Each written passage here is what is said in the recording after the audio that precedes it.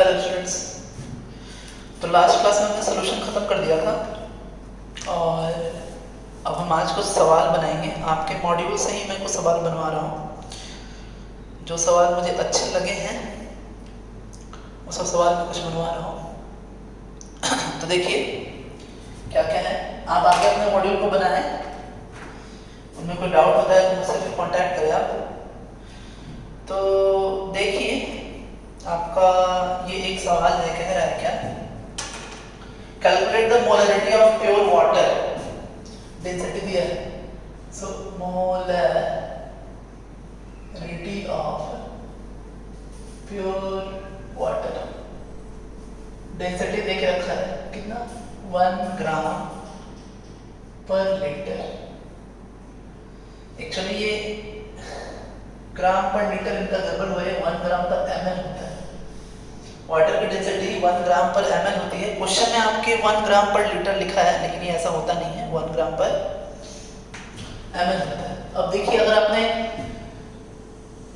मेरा वो ionic equilibrium वाला क्लास किया है तो उसमें मैंने डायरेक्टली वाटर का मोलरिटी आपको फाइंड आउट करवाया है, वहाँ पे मैंने कैलकुलेट करवाया है। लेकिन फिर से मैं कैलकुलेट कर देता हूँ। यहाँ पे बहुत बड़े क्वेश्चन आता है। देखिए क्या है, 1 ग्राम पर ml कहने का मतलब कि आपका 1000 ग्राम का जो वॉल्यूम होगा वो 1000 ml होगा। That is 1000 gram in 1 litre. अब हमें करना क्या है कि 1000 पर लीटर है, 1 लीटर में है, तो हमें बस इसको डिवाइड करना है। तो नंबर ऑफ मोल्स निकालते हैं हम। तो मोलरिटी इज इक्वल्स टू होता है, molarity is equals to number of moles present in the volume of solution. तो नंबर ऑफ मोल्स कितने होंगे, तो 1000 अपॉन 80 इंटू 1 लीटर में, तो हमने 1 बाई 1 कर दिया। इसको डिवाइड करेंगे तो आएगा आपका 55.55 है। ये मैंने पहले भी कैलकुलेट करवाया है आपके लिए। अब आगे फिर से इन्होंने क्या किया है, देखिए एक और क्वेश्चन है, ये भी वाटर से ही रिलेटेड क्वेश्चन है। देखिए क्या है कि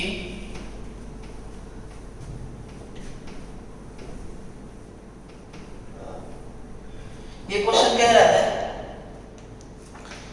मोलरिटी ऑफ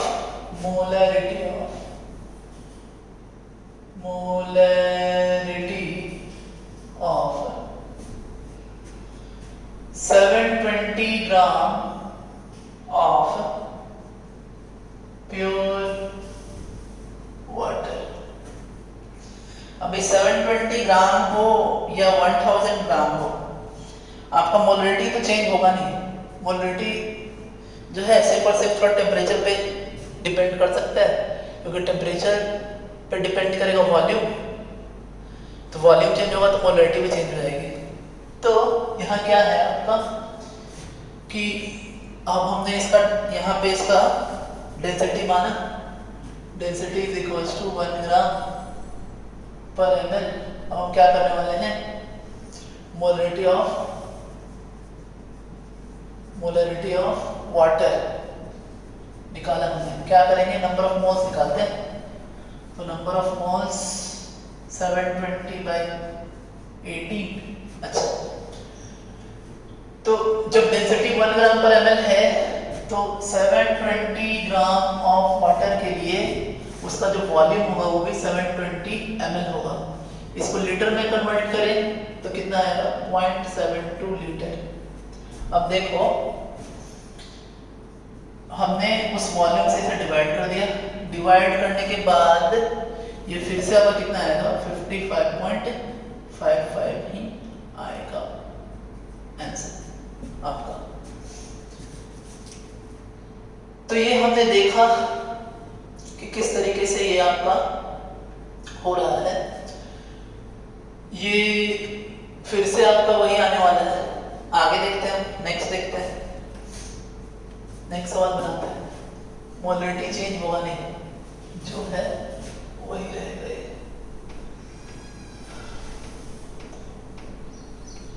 आगे चलिए देखिए,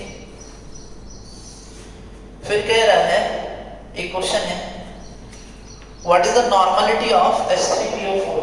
नॉर्मलिटी ऑफ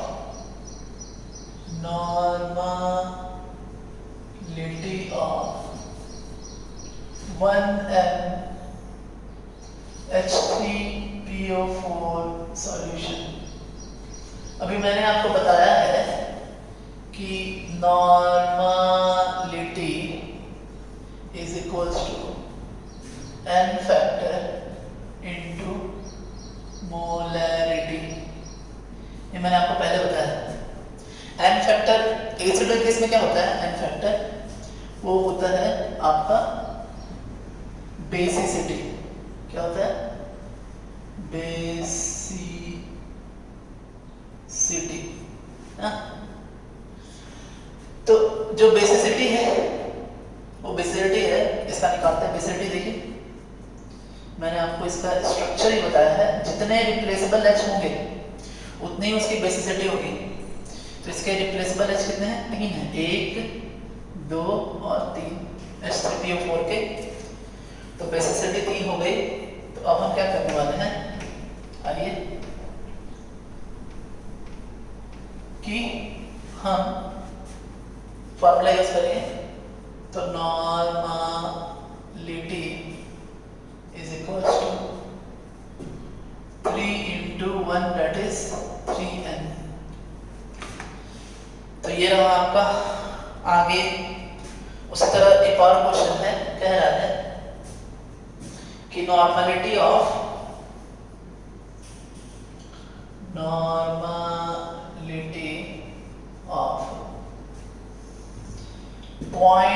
.3n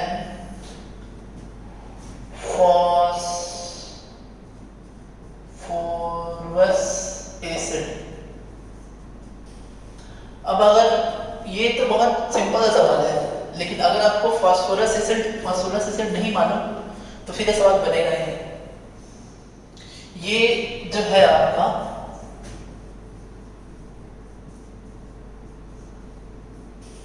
इसे हम बोलते हैं फॉस्फोरिक एसिड।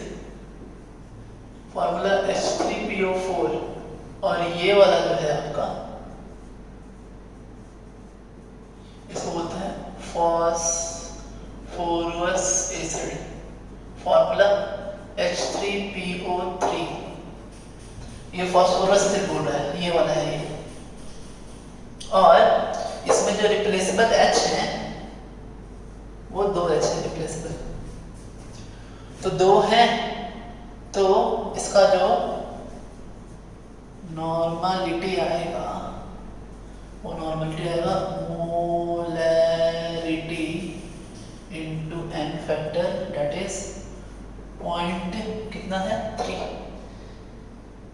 इसका हाँ 0.3m है, इनटू कितना हो जाएगा 2, दैट इज 0.6 आ जाएगा। ये आंसर होगा आपका। तो हमने देखा कैसे होता है, इसे याद रखिए आप। ये फॉस्फोरिक और फॉस्फोरस हमेशा पूछता है। हमें ध्यान देना होगा कि इसकी बेसिसिटी 3 है और इसकी 2। ऑक्सीजन के साथ जो H अटैच होता है वही एसिडिक होता है, वही आपका रिप्लेसेबल होता है। जो डायरेक्टली फास्फोरस के साथ अटैच है वो रिप्लेसेबल नहीं होता है, वो नहीं टूटता है, वो एसिडिक नहीं होता है। आगे चलते हैं, आइए नेक्स्ट क्वेश्चन देखते हैं।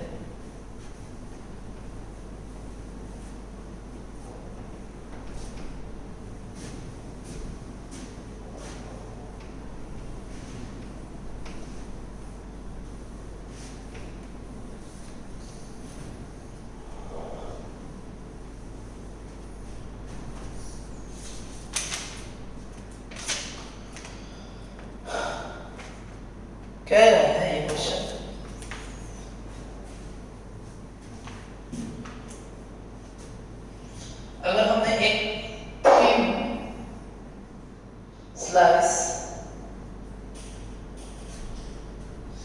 सुगर बीट लिया, ऑफ सुगर बीट लिया और उसको डाल दिया, इस पूरे को हमने डाल दिया किसमें, एक NaCl कंसेंट्रेटेड सॉल्यूशन में। तो अब पूछ रहा है कि पहला, sugar beet will lose water, पहला। दूसरा, sugar beet will absorb water. तीसरा आपका, neither lose nor absorb water. और फाइनल कह रहा है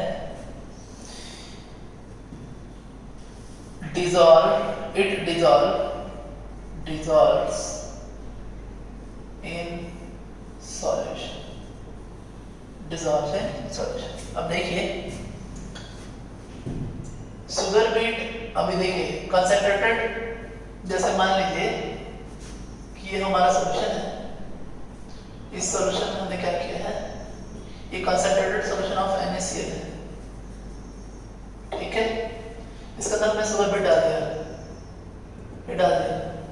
अब क्या होगा कि ये जो सॉल्यूशन है मैंने आपको बताया है, इसको बोलते हैं हाइपरटोनिक सॉल्यूशन, और इसके अंदर का जो सॉल्यूशन है वो सॉल्यूशन है हाइपोटोनिक सॉल्यूशन, ठीक है। अब होगा क्या, हाइपरटोनिक हाइपोटोनिक, तो मैंने आपको से बताया है, पूरा अच्छे से बताया है कि इस एंड पे बीच में एक होता है आइसोटोनिक सॉल्यूशन। आइसोटोनिक सॉल्यूशन एक होता है जो से कम कंसंट्रेशन वाला होता है, उसे बोलते हैं हम हाइपोटोनिक, और ज्यादा कंसंट्रेशन वाला क्या, हाइपरटोनिक सॉल्यूशन। तो होगा क्या, हाइपो से सॉल्यूशन चलेगा किधर, हाइपर तक, यहां से सॉल्यूशन एक्चुअली सॉल्वेंट मूव करेगा। तो अब चूंकि ये आपका हाइपो है, ये आपका हाइपर है, तो यहां से वाटर जो है बाहर की ओर आ जाएगा और ये वाटर लूज कर लेगा आपका। तो आपका आंसर होगा पहला। ये मैंने पहले भी आपको बताया है, इस पे इस टाइप के बहुत सारे सवाल आते हैं, आपको ये ध्यान रखना है कि हाइपरटोनिक, हाइपोटोनिक, आइसोटोनिक कब बोलते हैं, किसका वेपर प्रेशर ज्यादा होगा, ये सब मैंने बताया है लास्ट क्लास में। किसका वेपर प्रेशर कम होगा, किसका ऑस्मोटिक प्रेशर ज्यादा होगा, किसका ऑस्मोटिक प्रेशर कम होगा। तो ये सब मैंने आपको पहले बता चुका हूं। आगे देखें, कह रहा है कि which can pass through semi-permeable membrane, which can pass through semi-permeable membrane। देखिए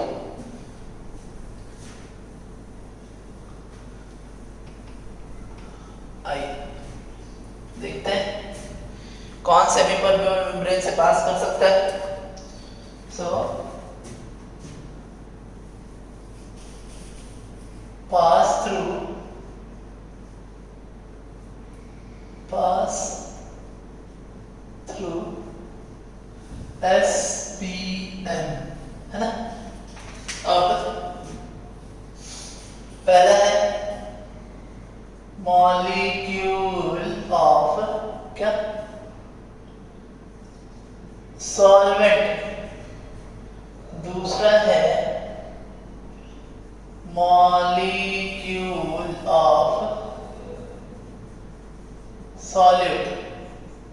तीसरा है आपका सिंपल आयन, और चौथा है कॉम्प्लेक्स आयन।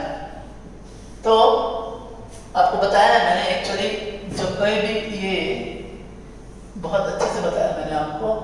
एसपीएम के थ्रू क्या होता है, एसपीएम थ्योरी ऑफ एसपीएम में मैंने आपको बताया था वेपर प्रेशर थ्योरी। तो वेपर प्रेशर थ्योरी में बताया था कि कोई भी मॉलिक्यूल जो कि लिक्विड फेज में है वो एसपीएम को क्रॉस करके नहीं जा सकती है आगे।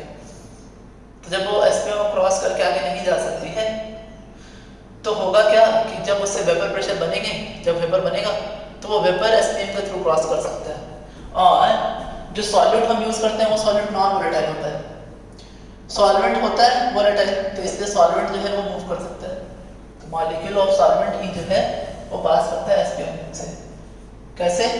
सो low concentration to high concentration की तरफ मूव करता है। और इसी को हम बोलते हैं, यहाँ बोलते हैं हाइपोटोनिक और इसे बोलते हैं हाइपरटोनिक। अच्छा, इसका वेपर प्रेशर क्या होता है, हाई होता है, और यहाँ वेपर प्रेशर क्या होता है, लो होता है। इसका ऑस्मोटिक प्रेशर लो होता है और इसका ऑस्मोटिक प्रेशर हाई होता है। ये सब मैंने आपको पहले भी लिखवा चुका हूं मैं, आप एक बार फिर से इसे रिवाइज भी कर लो। देखिए एक और ये सवाल है, ये सवाल बहुत बार आता है, ऐसे सवाल कितने बार आ चुके हैं, आईआईटी में भी आ चुके हैं ये सवाल, नीट में भी आ चुका है। देखिए क्या सवाल है।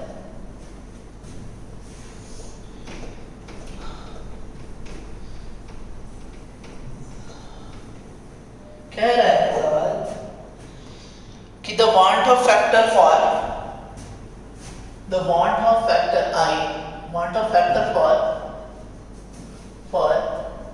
K4 FeCN6 के लिए I क्या होगा। देखिए नॉर्मली क्या है, जब K4 FeCN6 जो है वो पानी में जब जाता है तो ये बनाता है आपका 4K प्लस आपका बनाता है प्लस FeCN6 4 माइनस। अब देखो स्टार्टिंग हमने क्या किया, देखिए यहाँ 1 था, ये 0 0 लिया, ऐड कहाँ पे, t इक्वल्स टू कहाँ पर, 0 पर। t इक्वल्स टू t पे क्या हो गया, ये 0 हो गया, ये 4 हो गया, और ये कितना हो गया, 1 हो गया नंबर ऑफ मोल्स। तो I क्या होता है, फाइनली कितना आया, 4 प्लस 1, पहले कितना लिया था 1, यानी कितना आ गया, 5 आ गया। तो ये ऐसा होता है आपका, इस तरह से हम I निकालते हैं। जब तक क्वेश्चन में कुछ दिया नहीं है तो हम मानते हैं कि 100% डिसोसिएट हुआ है। जब तक वो बोले नहीं, अगर वो बोले कि हाँ डिसोसिएशन जो है 60% है, 90% है, तो फिर हम अलग तरीके से बनाएंगे। जैसे देखिए अगर 90% डिसोसिएशन होगा तो हम करेंगे इसको कि 1 माइनस, यहाँ पर नेक्स्ट वाले में इसको घटा देता हूँ। मान लीजिए क्वेश्चन में बोला कि 90% डिसोसिएशन हुआ है तो I निकालो। देखो मैं क्वेश्चन को थोड़ा मॉडिफाई कर रहा हूँ, तो at t equals to t पे क्या होगा, 1 माइनस 0.9, ये हो जाएगा 4 इंटू 0.9 और ये हो जाएगा 0.9। अब जो आपका I आएगा वो आएगा आपका कितना, तो यहाँ से आपका 0.1, सो 0.1 प्लस 4 इंटू 0.9 प्लस 0.9 अपॉन 1। तो ये था आपका I निकालने का तरीका। अगर दिया हुआ है आपका कि अल्फा कितना है, 90% है, और जब तक कुछ ना बोले तब तक हम क्या करते हैं, 100% मान के बनाते हैं। कई बार क्वेश्चन ऐसे आता है, देखिए कैसा क्वेश्चन आता है, इसी में क्वेश्चन आते हैं, मैंने कुछ ऐसा आपको बनवाया भी है। क्या आता है क्वेश्चन, देखो आप,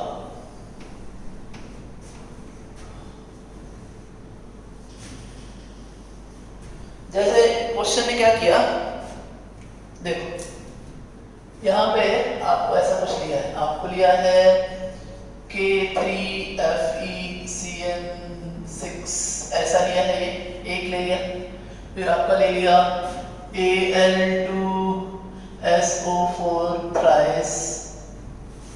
थ्राइस, फिर ले लिया K2SO4, फिर ले लिया KCl। अब कहेगा आई का वैल्यू कंपेयर करो, आप आई का वैल्यू कंपेयर करो। देखो ये जब टूटेगा पानी में जाएगा तो ये आपको बनाएगा 3K प्लस FeCN6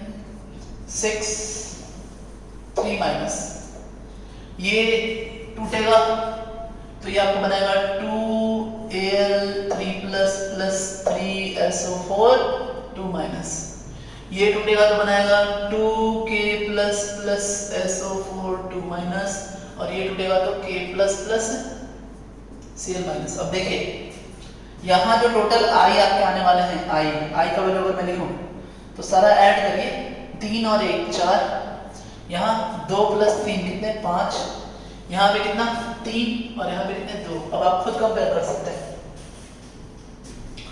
कि कौन सा वैल्यू है। फिर अगर आपसे पूछे कि ऑस्मोटिक प्रेशर का सबसे हाई वैल्यू क्या होगा, किसके लिए होगा, अगर सबका कंसंट्रेशन 0.02 m है तो उसके साथ बता सकते हैं कि इसके लिए क्या होगा, सबसे ज्यादा होगा, क्योंकि हम जानते हैं कि pi observed upon pi theoretical is equals to i. ये मैंने आपको पढ़ाया भी। तो इस तरह से सवाल आते हैं, आपने देखा कैसे सवाल आते हैं। आगे देखें हम, और भी हैं इसमें। देखो आप, ये एक सवाल है, इसमें कह रहा है कि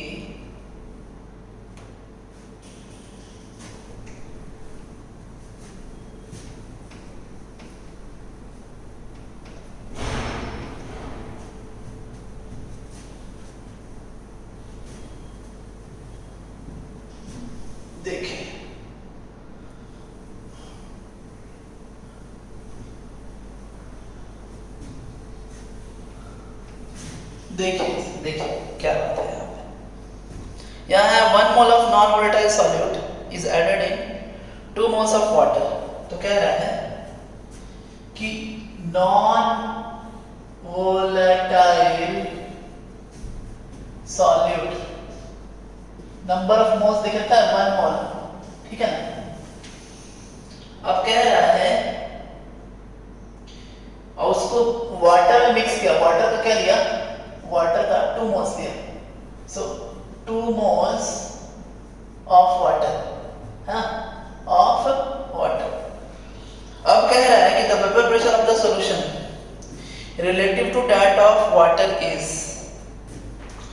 relative to that of water is. तो देखिए हम जानते हैं रॉबर्ट लॉ से कि P water is equals to P of P standard water into XW। अब देखो XW निकालो आप, XW इज इक्वल्स टू कितना, so number of moles water के 2 हैं और 2 + 1 दैट इज 2/3। तो यहाँ आपको होगा क्या, PW/P standard W is equals to कितना 2/3 ही रह जाएगा पहले से। तो आपका ये आंसर आ गया, 2/3 रह गया। इन्होंने पूछा ही था कि PW/P स्टैंडर्ड वाटर क्या होगा, यही पूछ रहे थे। ये आपका क्वेश्चन नंबर 98 है आपके मॉड्यूल का, कौन सा, नीट वाला, नीट क्लास 12 नीट। कल जो मैं सवाल बनवाऊंगा वो जेई वाले मॉडल से बनवा दूंगा नेक्स्ट क्लास में। तो आगे देखें हम,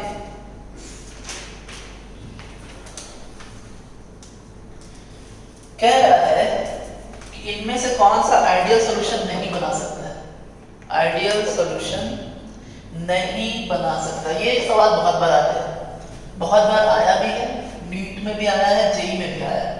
देखिए तो क्वेश्चन कह रहा है कि कौन सा आइडियल सॉल्यूशन फॉर्म नहीं करता है, does not form ideal solution.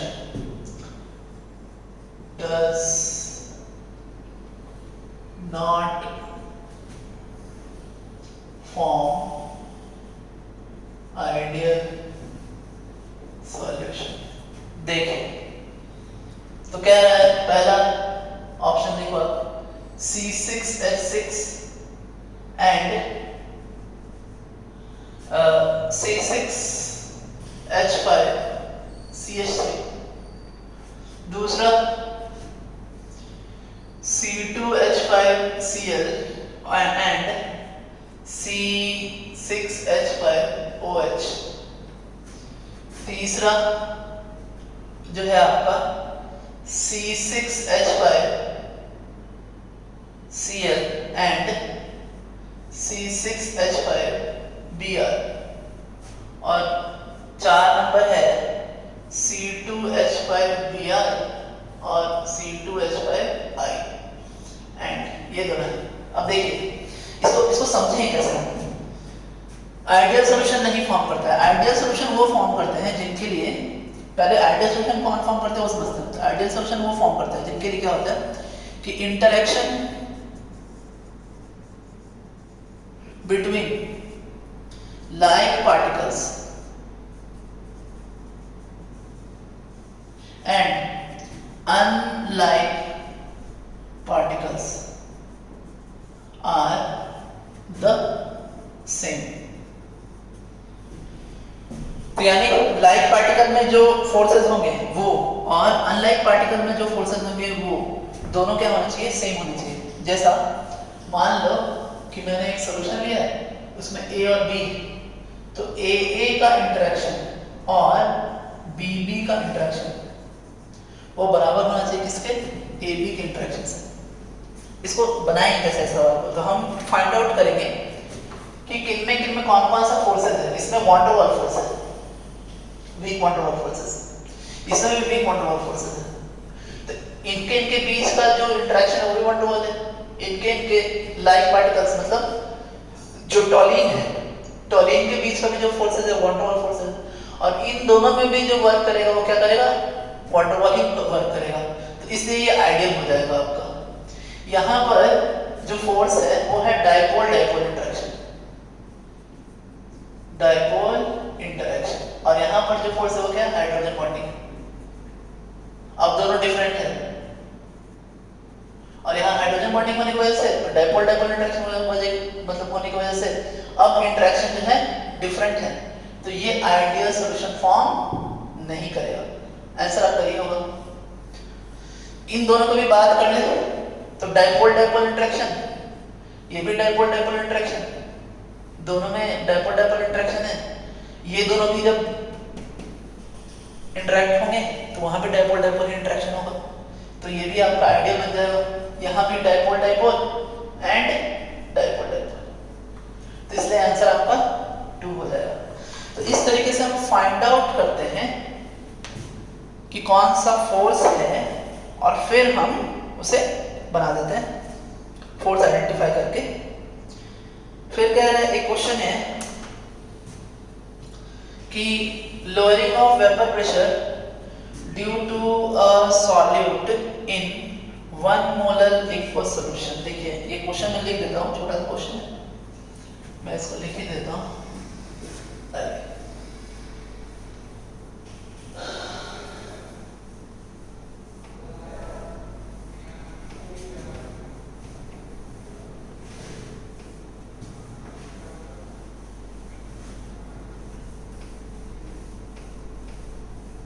आइए देखो क्या है क्वेश्चन। कह रहा है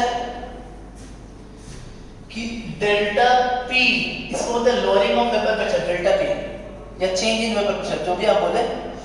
तो जब हमने क्या किया, किसी सॉल्यूशन में ये आपको निकालना है, जब हमने 1 मोलर सॉल्यूशन डाला है तो उसका डेल्टा पी निकालो।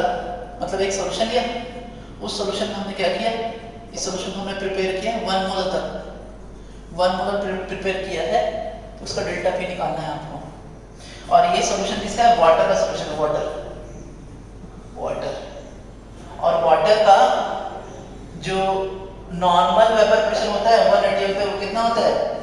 P is equals to 760 mm of Hg होता है, ठीक है, इतना होता है। अब देखो आप करें क्या इसके लिए, तो पहले तो 1 मोलर सॉल्यूशन का मतलब समझो। तो 1 मोलर सॉल्यूशन मींस कि 1 मोल ऑफ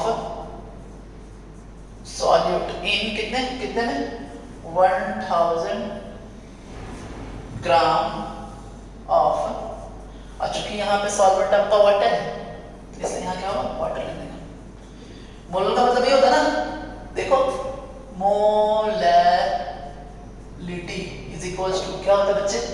तो number of moles of solute, ठीक है ना, प्रेजेंट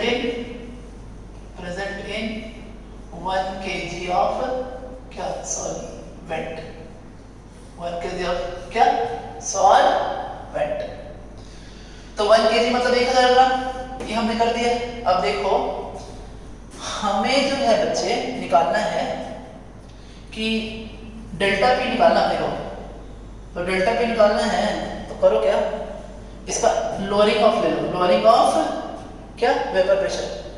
और लोअरिंग ऑफ वेपर प्रेशर जो होता है बच्चे वो होता है आपका क्या?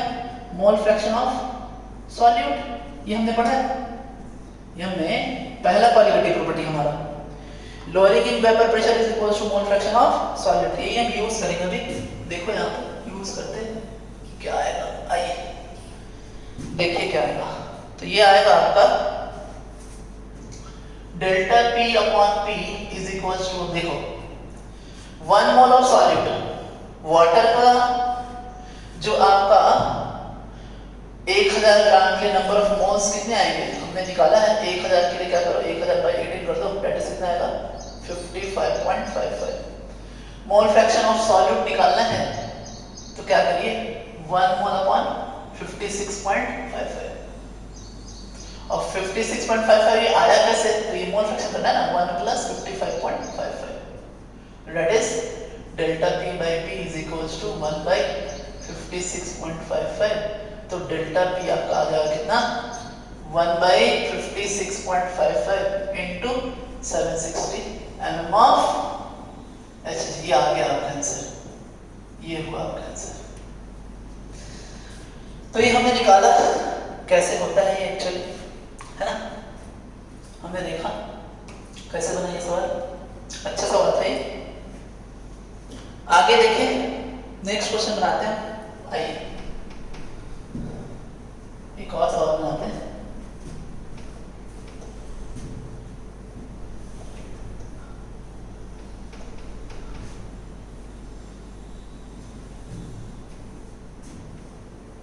देखिए नेक्स्ट क्वेश्चन क्या है, क्या है ये क्वेश्चन, क्या है?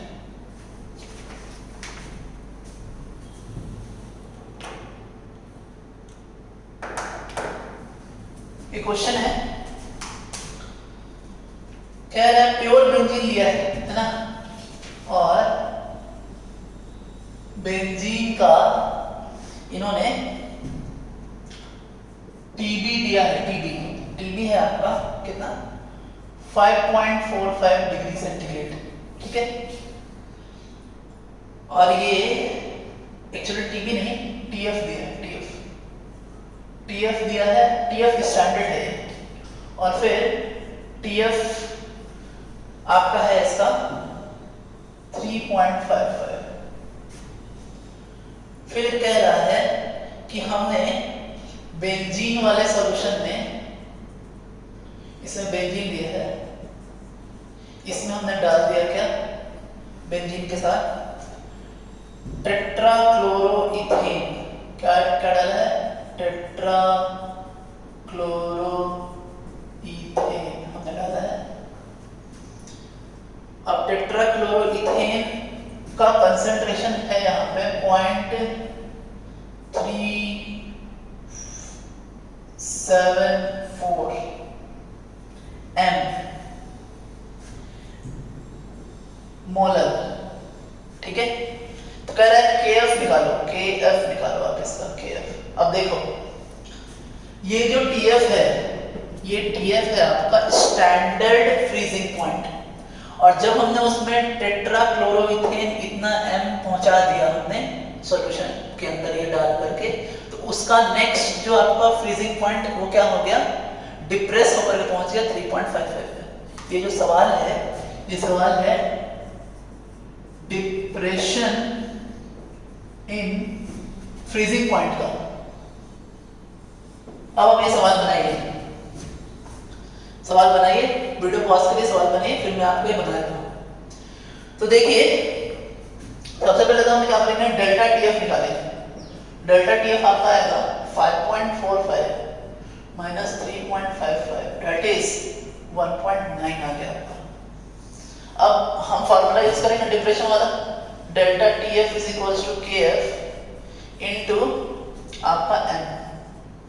अब यहां से आप KF निकालोगे कैसे, so delta TF by M that is, delta TF कितना है आपका 1.9, M कितना जो है 0.7374, सो 374। अब आप इसको नियरली क्या कर दो, देखो कि इसको हम 1.9 को हम इसको ऐसा कर सकते हैं 0.38 लिख सकते हैं क्या, कोई दिक्कत नहीं, लिख सकते हैं हम इसे। अब जब ऐसा लिखा है तो ये nearly equals to 190 by 38 that is आपका 5 आ जाएगा, अप्रॉक्सीमेटली ये 5 आंसर आपका आ जाएगा। ऑप्शन में चेक करिए कौन सा 5 नंबर सवाल है आपका, 5 है आपका ऑप्शन है, ये आपका आंसर हो गया। तो हम थोड़ा सा डाटा इधर उधर करके हम उसको हम डिवाइड कर लेते हैं स्लाइटली इधर उधर करके। तो ये आपके कुछ सवाल थे, तो आज हम इतना ही रहते हैं। नेक्स्ट क्लास में मैं फिर आपके मॉडल से कुछ सवाल बनवाऊंगा। तो आज के इतने students, have a nice day, thanks.